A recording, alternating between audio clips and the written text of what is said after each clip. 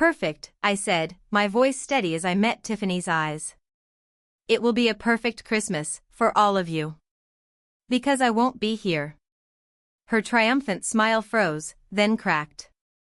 The color drained from her face so quickly I thought she might faint right there on my kitchen floor. But the real show hadn't even started. My name is Margaret Ellis. I'm 66 years old, widowed for 12 years, and for the last 5, I've been the unpaid maid in the home I bought with my own sweat and grief. It began the day my son, David, married Tiffany. From the moment she crossed my threshold in her designer heels, she treated me like staff. Margaret, coffee, black, 2 sugars. Margaret, the guest room needs fresh linens. Margaret, my friends are coming, make those little appetizers you do. And like a fool, I did it all. I told myself it was love. I told myself it kept David close. I told myself a lot of lies. Until I stopped believing them.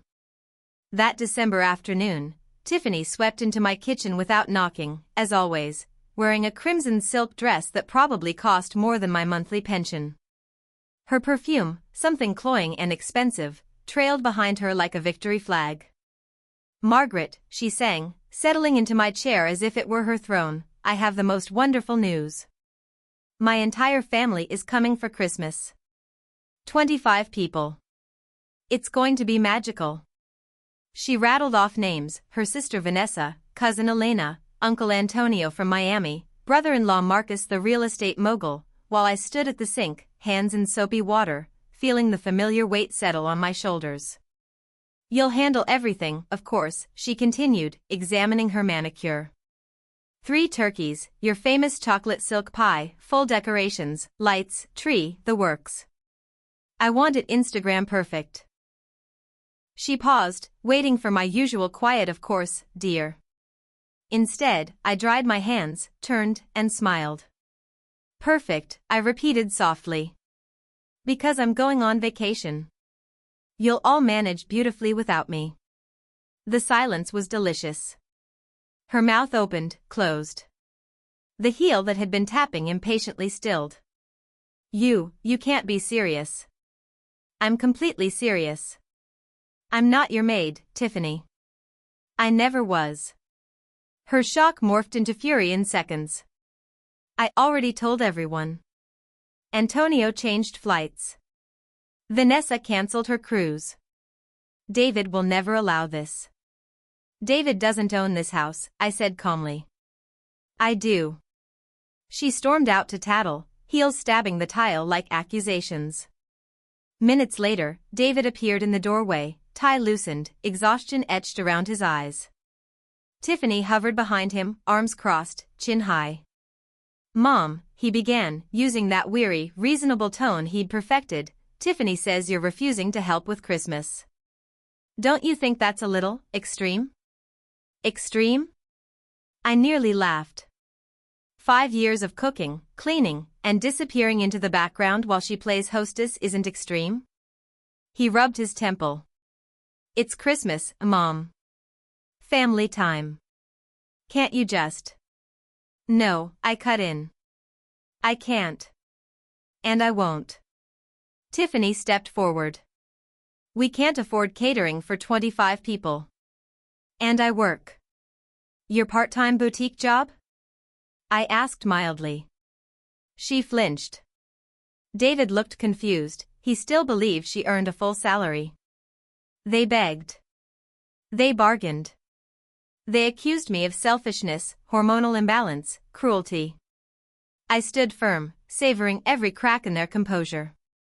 What they didn't know was that this wasn't a tantrum. It was the culmination of months of quiet preparation.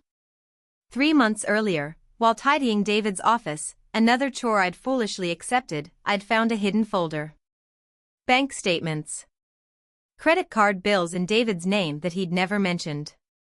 Emails from Tiffany to friends, laughing about how easy it was to keep him in the dark. And worst of all, messages discussing how to persuade him to sell Margaret's house once I was out of the picture. That night, I hired a private investigator. The full picture was uglier than I'd feared, over $60,000 in secret debt, forged applications using David's identity, lies to her family about our wealth, and boasts that I'd leave everything to her in my will. I moved my savings. I rewrote my will. I placed the house in a trust that could never be sold without my consent. And then, quietly, politely, I emailed key members of Tiffany's family the evidence. Uncle Antonio. Sister Vanessa. Brother-in-law Marcus. I expressed concern for the young couple's finances and attached a few carefully selected documents. Their replies were swift and furious. They decided to keep silent until Christmas, when they could confront Tiffany in person. Perfect timing. That night, as David and Tiffany whispered frantically downstairs, I booked a suite at a seaside resort an hour away. Not Miami, as I'd told them. Somewhere peaceful. Somewhere mine. I left at dawn, taking both sets of spare keys, emptying the pantry and fridge, locking away the good china and decorations. A short note on the counter. Enjoy your Christmas. Margaret. The resort was heaven, ocean views, room service, silence. My phone buzzed incessantly, but I kept it on silent and ordered champagne with breakfast. The messages escalated beautifully. First confusion, Mom, where's all the food? Then panic, the grocery store doesn't open until 8 and the family arrives at 8.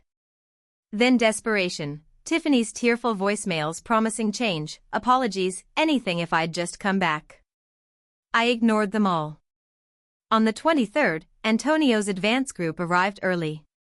From the resort business center, I watched the fallout unfold through carefully worded emails and one brief, satisfying call from Antonio himself. He confirmed what I already knew: Tiffany's lies were exposed. The promised financial help vanished. Loans were called in.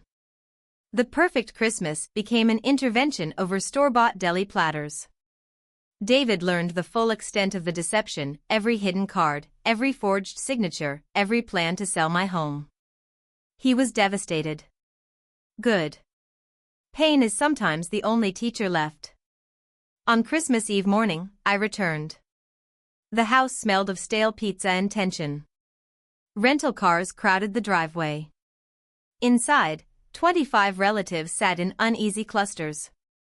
Tiffany looked like she hadn't slept in days, no makeup, hair limp, eyes red. David looked hollow. Antonio rose when I entered. Mrs. Ellis, he said warmly, shaking my hand. We've been waiting to meet the real heart of this home. My lawyer arrived minutes later, briefcase in hand. We gathered in the living room. I laid out the new reality. The house was protected forever. Tiffany's access was now by invitation only. Every life-fueled loan would be repaid. My will no longer included her name. Tiffany sobbed. David stared at the floor, ashamed at last. I looked at my son. I love you, David. But love isn't a one-way street. Respect isn't optional. Then I turned to the room. Anyone who wants a Christmas built on honesty is welcome to stay. The rest may go. Half the relatives left that afternoon, disillusioned. The rest stayed for a quiet, simple dinner, one I didn't cook. We ordered Chinese takeout and ate off paper plates. It was the best meal I'd had in years. Later, David found me on the porch watching the sunset. Mom, he said quietly, I didn't see it. I should have seen it. You see it now, I replied. That's enough, for now. Tiffany moved out in January. David stayed a while, helping rebuild what trust remained. Boundaries were set, respected, and slowly, healing began. The house is mine again. Quiet. Peaceful. Filled with light I choose to let in.